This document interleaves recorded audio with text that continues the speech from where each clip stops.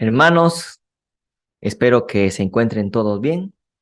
Vamos a comenzar con la parte 6 de este seminario acerca de España en la profecía. Pero antes de comenzar con la clase, primero vamos a hacer una oración para que Dios nos acompañe con su Santo Espíritu. Vamos a orar.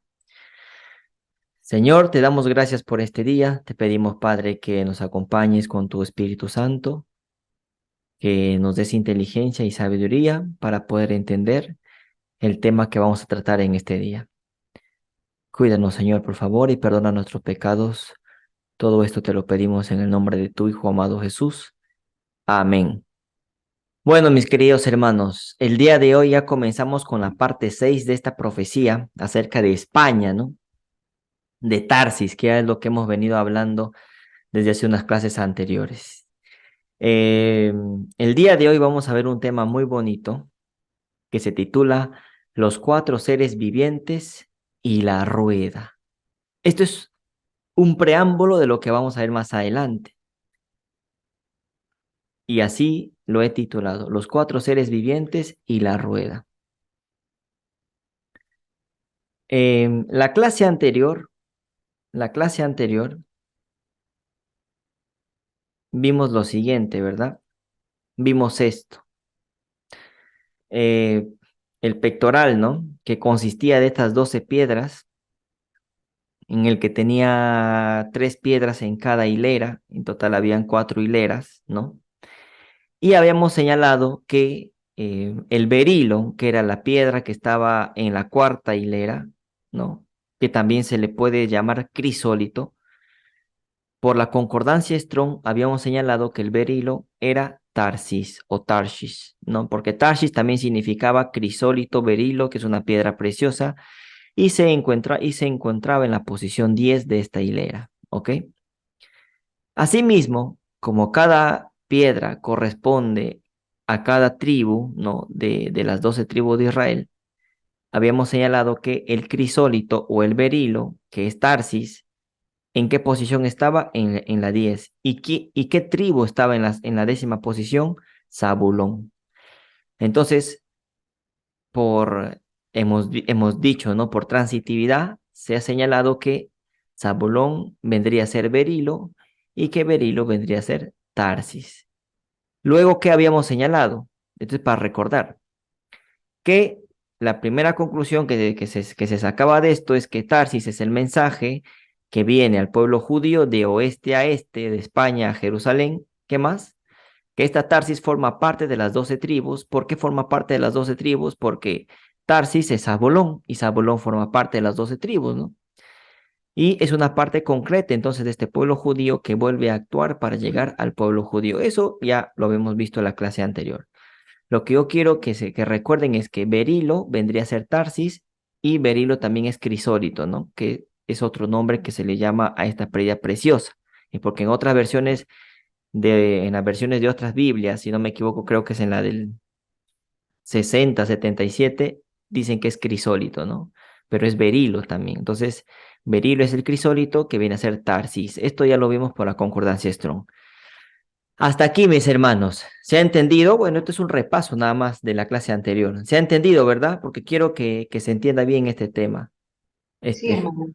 Javier. Hola hermano, querido, ¿cómo estás? Mira, una preguntita. Disculpa mi ignorancia, pero el berilo Ujú. y el crisólito son dos piedras distintas o es la misma piedra pero con otro nombre. Esa es una duda que tengo. No sé. Interesante. Lo que Ujú. sucede que en la concordancia Strong, en la Ok, clase anterior habíamos visto en la concordancia Strong, el berilo también es sinónimo, por así decirlo, del crisólito. Están ese mismo significado, según la concordancia Strong. ok, ok, Exacto. ok, Y, hermano. y en algunas versiones de la Biblia aparece como berilo, porque lo que pasa es que la clase anterior habíamos leído versículos de la Biblia y en esos versículos aparecía berilo, pero en otras versiones aparece como crisólito. Entonces, cuando nosotros buscamos esto en la concordancia Strong, nos sale que berilo es el crisólito, o sea, vendría a ser la misma piedra, Ok, solo que con distinto nombre, ¿no? ok, Ahora, ok, no sé por qué tendrían distinto nombre, pero vendrían a ser la misma piedra, en conclusión. ok, perfecto, hermano. Gracias, Entonces, dale un abrazo. Ok. en conclusión, sería berilo es igual al crisólito por dos cosas. Primero, porque así nos muestra la concordancia Strong, eso es uno, y lo segundo, porque en algunas versiones de la Biblia nos muestran como berilo y en otras como crisólito. Ah, esas son las dos opciones, las dos respuestas. ¿Se entendió? Mi hermanito. Sí, hermano, Sí. claro. Gracias, excelente. Gracias, gracias. Dale, mi hermano, dale.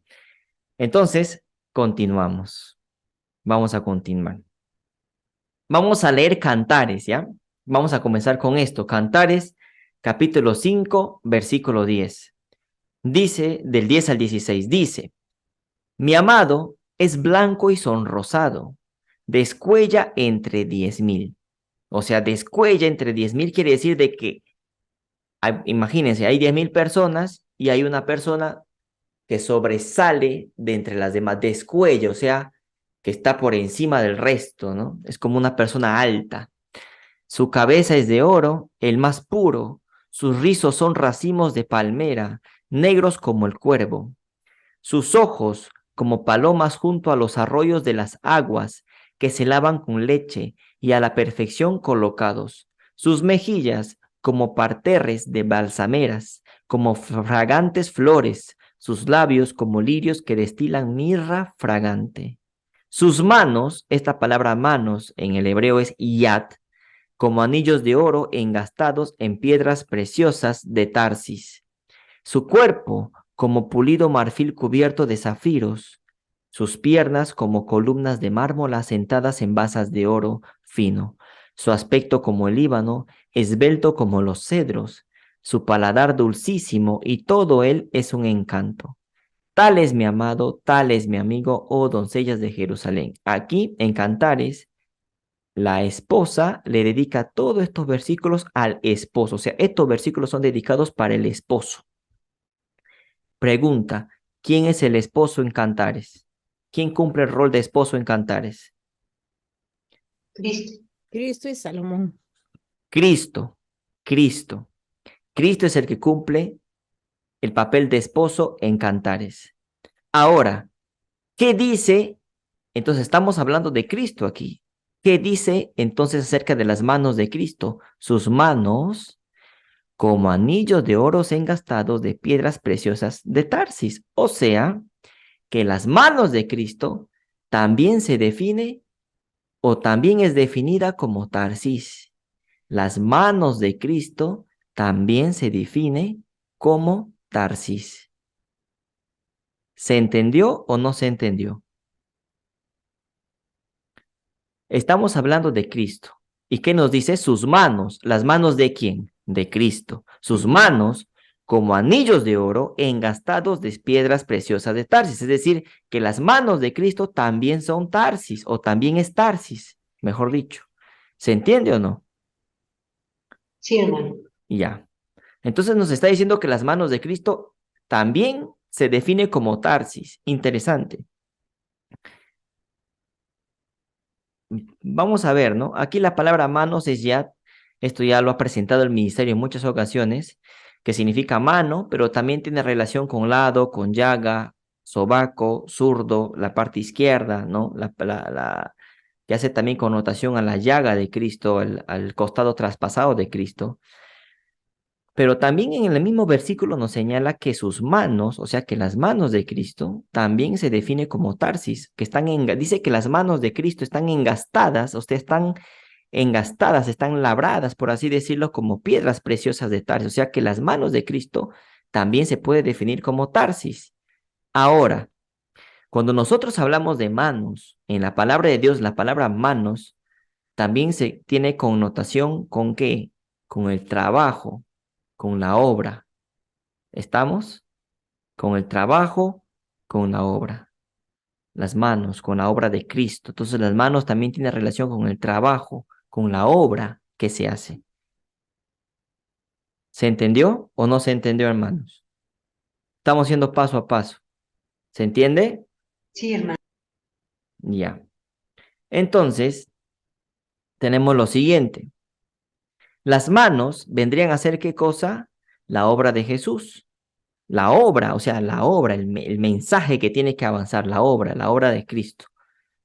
Pero también tenemos que estas manos también se define como Tarsis, y Tarsis también es berilo, y berilo también es Zabulón. Entonces, las manos, que viene a ser la obra de Cristo, vendría a ser el berilo, vendría a ser Tarsis, y vendría a ser también Zabulón. Todo esto en relación de acuerdo a lo que estamos leyendo. Todo esto en relación de acuerdo a lo que estamos leyendo. Estamos hablando del esposo. El esposo es Cristo. Nos dice que sus manos de Cristo también son definidos como Tarsis. Entonces, las manos también tienen relación con ¿qué? Con el trabajo, con la obra. ¿Se acuerdan de la marca de la bestia? Que dice que será puesta en la mano derecha o en la frente, ¿no? Que en la frente tiene relación con el tema de la conciencia y en la mano con el tema del trabajo, ¿no? Con el tema del trabajo. Entonces, la mano tiene que ver también con la obra. Y en este sentido, cuando hablamos de las manos de Cristo, es como decir la obra de Cristo. La obra de Cristo viene a ser también Tarsis, por relación, por la relación que estamos viendo en el capítulo 5 de Cantares. ¿Se está entendiendo, hermanos? ¿Alguna duda hasta ahí? No, hermano. Seguros, se comprende, porque solo Blanca me está respondiendo. ¿Se entiende, mis hermanos, para Hermano, el resto? entendido. Sí, me parece Bien. interesante cómo si las manos, o sea, la mano es Tarsis, y hay una relación en que Tarsis es la llaga, y la llaga nos salva, porque es esa herida. Entonces, como este es un mensaje de salvación, o sea, como es un mensaje que es indispensable para la salvación, así como la llaga, como fue crucial esa herida para poder alcanzar salvación. Eso me parece interesante. Así es, mi hermano. Esa es la relación. Y esa llaga y esa mano tiene que ver también con la obra de Cristo. ¿Con cuál obra? Con la obra de esa llaga, con la obra con el mensaje, porque el mensaje también es una obra, ¿no? La obra que se tiene que hacer, dar el mensaje. ¿Qué mensaje? Ahora lo vamos a ver. Entonces, la mano de Cristo, la mano también tiene relación con Tarsis y con la obra, porque la mano tiene que ver con trabajar. Uno trabaja con las manos, ¿no? Con la obra. Para ello, vamos a leer Ezequiel capítulo 1.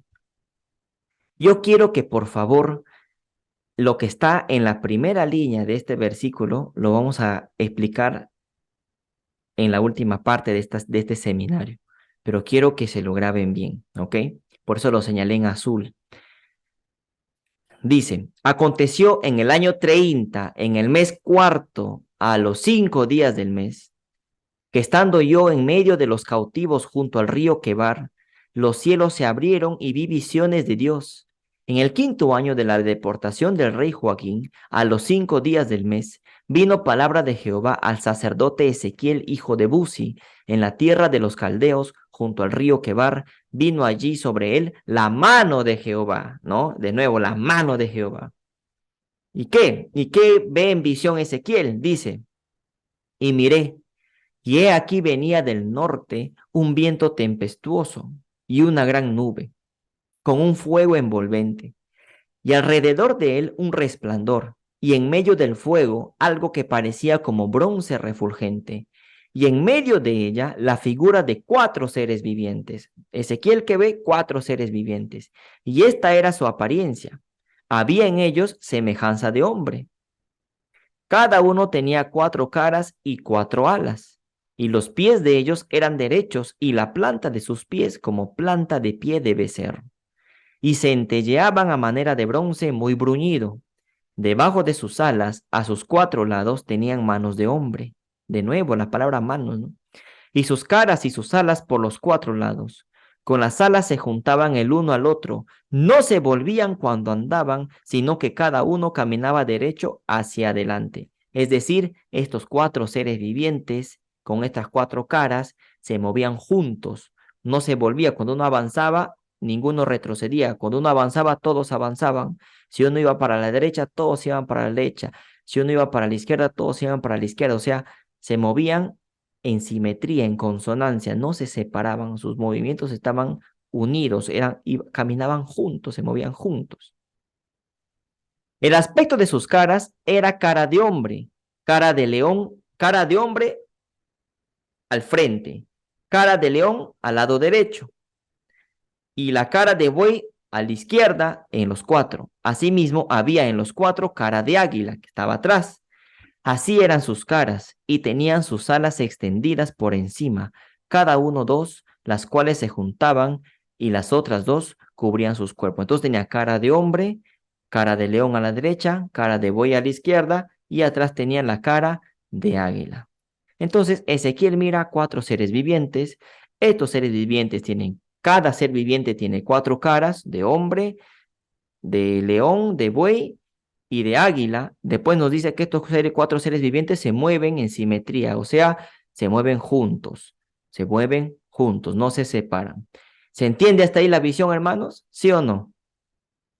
¿Sí? Bien, Sí.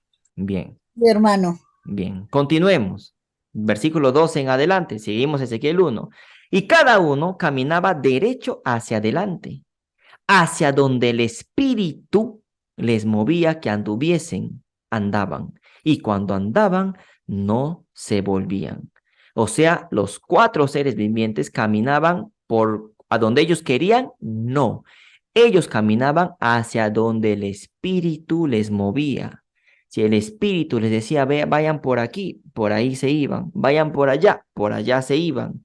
Este espíritu, pues, es el Espíritu Santo que mueve a estos 4 seres vivientes.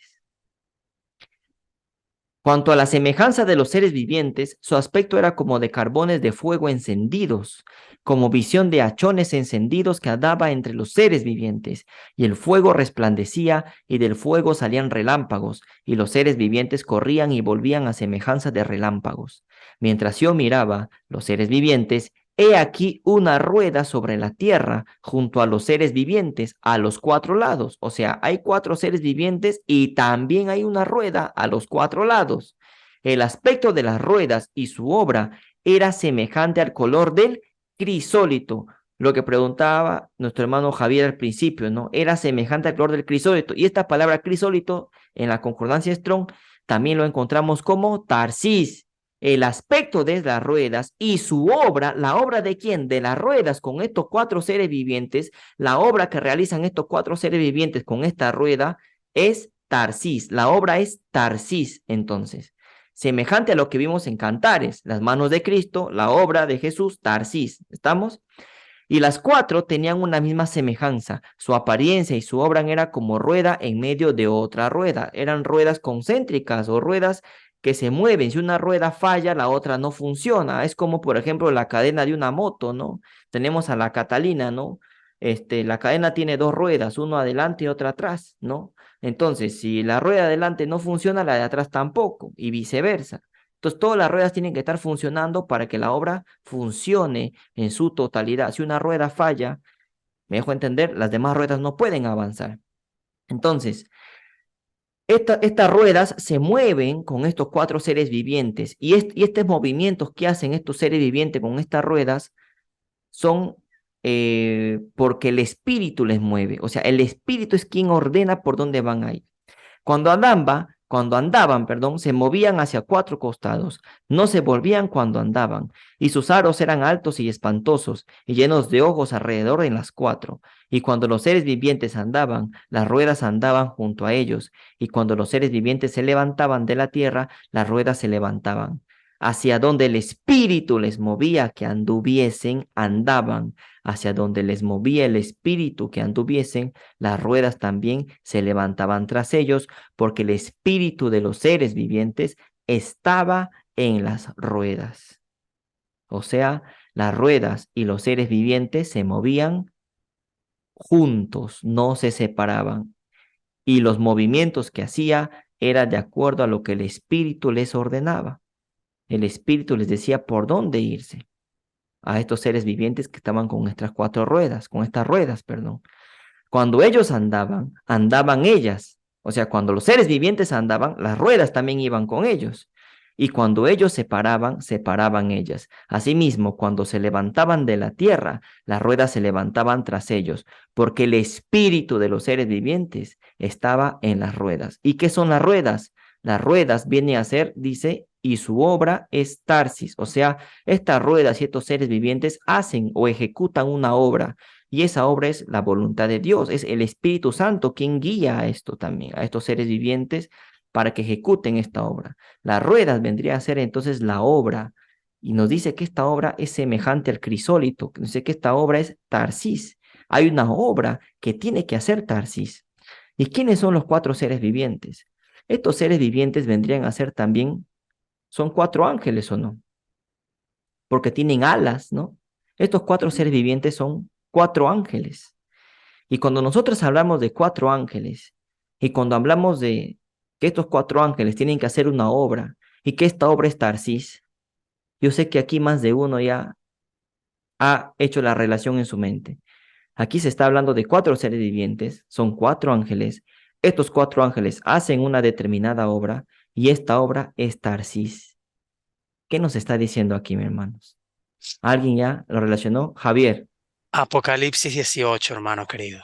El mensaje Apocalipsis del cuarto 18. ángel. ¿Puedes explicarnos un poco? O de repente te estoy exponiendo, no lo sé. ¿Puedes explicarnos un poco sobre esto, mi hermano? Sobre lo que has entendido de esto, de lo que acabamos de Bueno, comentar.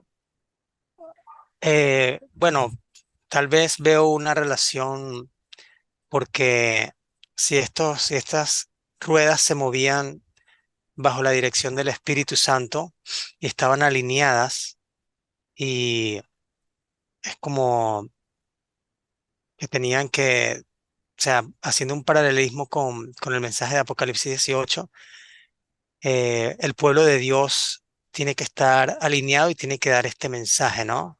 Que, que es el mensaje del cuarto ángel, pero que a la vez incluye el Evangelio eterno, que son los 3 ángeles de Apocalipsis 14.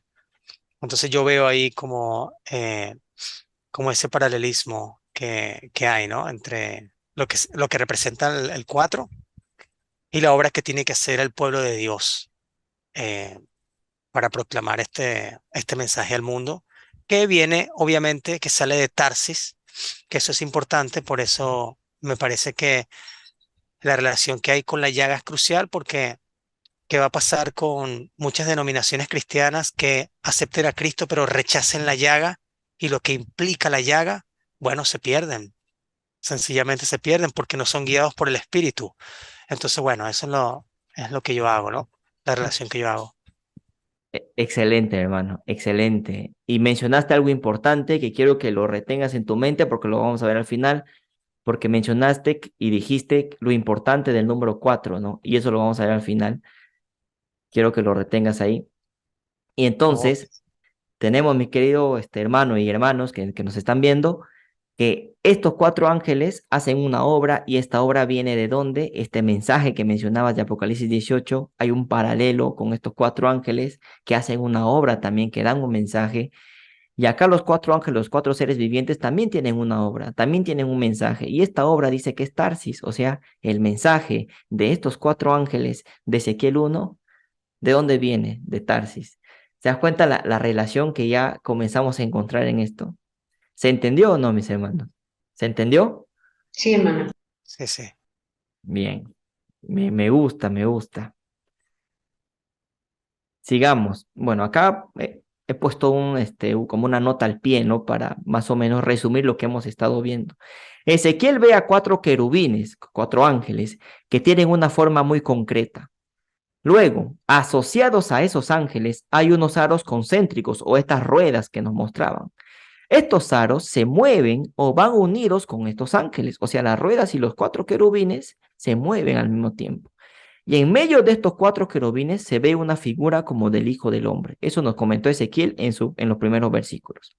Por lo tanto, Ezequiel ve a Jesús en su trono y los 4 ángeles que le envuelven, o sea, los 4 ángeles, las ruedas, pero ¿quién está en medio? Está Cristo, ¿no?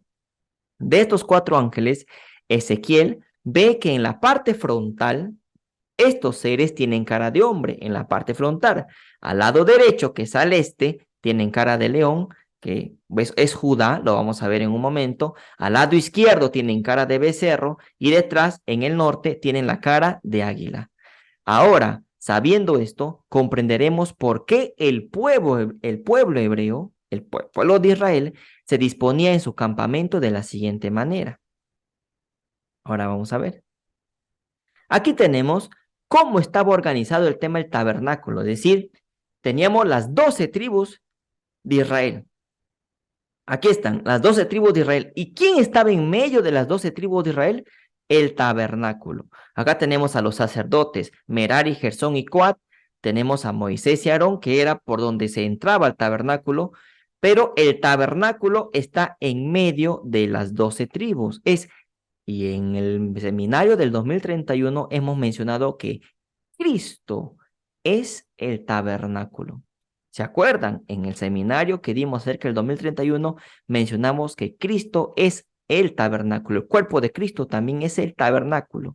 Entonces, Cristo, que es el tabernáculo, está en medio de su pueblo.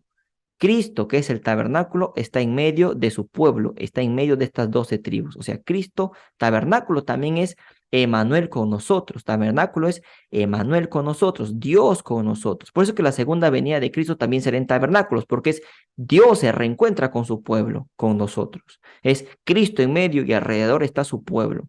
Cristo en medio, alrededor están los 4 ángeles, ese mensaje que tiene que dar ese pueblo, ¿no? Ese mensaje de salvación. Cristo está en medio, tabernáculo es Cristo, Cristo está en medio de su pueblo. ¿Se entendió? ¿Hasta ahí? Sí, hermano, excelente. Sí, Ya. hermano. Entonces, sigamos, pero entonces, después, ¿qué tenemos? Tenemos los 4 puntos cardinales, norte, sur, este y oeste. ¿Y cómo estaban organizados estos 4 seres vivientes o las caras que tenían estos 4 seres vivientes? ¿Qué nos dice? Que al sur, en la cara frontal, estaba uno semejante a cara de hombre. Al este había uno semejante a cara de león, ¿no? Al oeste había uno semejante a cara de buey y al norte había uno semejante a la cara de águila. Así era el rostro, bueno, esto es una imagen que he puesto, pero así era el rostro que tenía cada ser viviente, cara de hombre, cara de león, cara de buey y cara de águila. Tenía 4 caras. Y ahora nos estamos dando cuenta por qué en la disposición que tenía la forma de la organización del pueblo hebreo, del pueblo de Israel, cómo estaban organizados. Estaban organizados de esta manera, ¿no? Este era león, o este era buey, la bandera de los que estaban en el norte era el águila y del sur era esta cara de hombre. ¿Qué más? Dice, se sabe que, esto lo hemos visto ya, se sabe que el tabernáculo representa a Cristo y todo lo que iba a hacer en la tierra.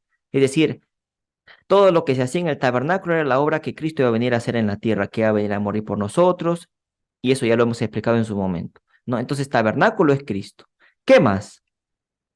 Como se observa en la figura, la tribu de Judá y Zabulón, ¿por qué Zabulón le he puesto Tarsis? Eso también lo hemos explicado, ¿no? Zabulón está en la posición 10, así como está el berilo en la posición 10 y el crisólito también, y berilo y crisólito son Tarsis, y Zabulón también tendría que ser Tarsis, ¿no? Entonces, ¿qué más tenemos? Que Judá y Zabulón están codo con codo en el este. ¿Qué significa codo con codo? Que están juntos. ¿Y por qué Judá y Zabulón? ¿Y por qué no mencionamos Isaacar? En otra clase vamos a mencionar cuál es la relación que existe entre Judá y Zabulón. Lo vamos a ver más adelante. Pero por ahora nos quedamos con esto. Entonces, el tabernáculo representa a Cristo, Cristo en medio de su pueblo, que también tenemos en esta figura, Judá y Zabulón están juntos. Esto lo guardamos en nuestra mente porque lo vamos a utilizar más adelante en otro seminario, que también. Luego, estos seres vivientes que están alrededor de Cristo, porque el tabernáculo es Cristo, también están representando al pueblo con Cristo en medio. Es decir, Cristo está en medio de su pueblo. Estos seres vivientes, que son estos cuatro querubines, ¿no? Estos cuatro querubines, que también representan que es Cristo que está en medio de su pueblo. Porque ¿qué es lo que ve Ezequiel? Ezequiel ve a cuatro querubines, ve a las ruedas también que están alrededor de estos cuatro querubines, pero en medio de estos cuatro querubines, ¿a quién ve? A una figura como del Hijo del Hombre, dice, o sea, ve a Cristo. Cristo en medio de estos cuatro querubines, así como está en medio de su pueblo también. ¿Qué también vemos? Entonces, y ahora ya, como mencionaba nuestro hermano Javier, estos ángeles simbolizan a un pueblo. ¿Simbolizan a un pueblo o no? Porque es Cristo en medio de su pueblo. Imagínense, Cristo en medio de su pueblo. Estos ángeles simbolizan a un pueblo. Ahora, si vemos Apocalipsis 14 y 18, vemos a otros ángeles que también vienen a ser un pueblo, porque ¿quiénes son los que dan el mensaje del cuarto ángel? No es un pueblo, es un pueblo. Y este pueblo da un mensaje, ¿no? Y estos ángeles son cuatro también. Tres de Apocalipsis 14 más el de Apocalipsis 18 viene a ser cuatro ángeles. Entonces, ¿qué es lo que estamos diciendo? Que los cuatro querubines, que son cuatro ángeles, que hacen una obra y que esta obra tiene que ver con Tarsis, entonces nos están diciendo que hay cuatro ángeles que hacen una obra y esta obra viene de Tarsis. Es decir, el mensaje del cuarto ángel viene de Tarsis, tal como lo hemos visto en Apocalipsis 14 y 18. Hay un paralelo entonces entre Ezequiel 1 y Apocalipsis 14 y 18. Los cuatro ángeles haciendo la obra que es Tarsis, o la obra que viene de Tarsis. Ya hemos visto que Tarsis es España. ¿Se entendió este paralelo, hermanos? ¿Se entendió? ¿Alguna Sí, duda? sí. Sí, hermano. Sí, hermano. Sí. Un comentario que me parece interesante es que los levitas, obviamente, cada familia estaba encargada de ciertas áreas del tabernáculo. Entonces aquí vemos como Coat está hacia el sur. Y cuando uno ve la cruz y vemos que esa sangre de Cristo cae hacia abajo, cae hacia el arca, Ujú, es como que si nos estuviera diciendo desde ese momento que el arca iba a estar abajo, ¿no? A 7 metros. O sea, es interesante ujú. Y eso. en el sur es donde está esta cara de hombre también, ¿no? Que Ajá, exacto, que es Es Cristo, su Cristo, sangre. es Ajá, es Cristo, es exacto, su Cristo. sangre, sangre viva. Es interesante, muy interesante. Bien, mi hermano, me alegra que lo hayan entendido. Entonces, hay un paralelo extraordinario entre Ezequiel 1 y el mensaje de del cuarto ángel de Apocalipsis 18 y Apocalipsis 14, ¿no? ¿Se entendió entonces? Ahora, una vez que se ha entendido esto, antes de terminar, yo les dije que lean bien el primer versículo de Ezequiel 1, especialmente en la primera línea, y vamos a regresar allá, porque quiero que vean que nada es casualidad. Nada es casualidad. ¿Dónde está? Aquí está. Entonces, ¿de qué nos habla Ezequiel 1? Prácticamente del mensaje del cuarto ángel que viene de Tarsis. Las manos de Cristo también. En las manos de Cristo es la obra de Jesús. La obra viene de Tarsis, de España. Y una mano. ¿Cuántos dedos tiene una mano? ¿Quién me responde? Vamos. 5. Y el 5, Cinco. ¿con qué tiene que ver el 5, mis hermanos? ¿El 5 con qué tiene que ver? ¿Qué simboliza el 5? El 5 también tiene que ver con la hora undécima, Undécima, ok. la hora undécima. Y también es la obra que hace el tercer Elías, porque el tercer Elías también es representante de Cristo. Si Cristo tiene una obra que lo hace con su mano Ese 5 es la hora undécima y también representa la obra que hace el tercer Elías. ¿Y qué hace el tercer Elías? Predicar el mensaje del cuarto ángel.